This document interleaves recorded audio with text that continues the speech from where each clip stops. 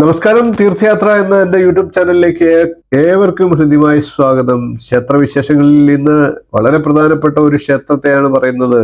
ഏകാംബരേശ്വര ക്ഷേത്രത്തിലെ അതിവിശേഷപ്പെട്ട ഒരു അറിവാണ് നിങ്ങളിലേക്ക് പങ്കുവയ്ക്കുന്നത്. ഒരേ ക്ഷേത്രത്തിൽ 12 കുബേരന്മാരെ ദർശിക്കാനാവുക എന്നത് മഹാഭാഗ്യമാണ്. അങ്ങനെ ഒരു ഭാഗ്യം ഭക്തർക്ക് നൽകുന്ന അത്ഭുത ക്ഷേത്രമാണ് തിരുച്ചിറപ്പള്ളിക്കടുത്തുള്ള ഏകാംബരേശ്വർ കോവിൽ.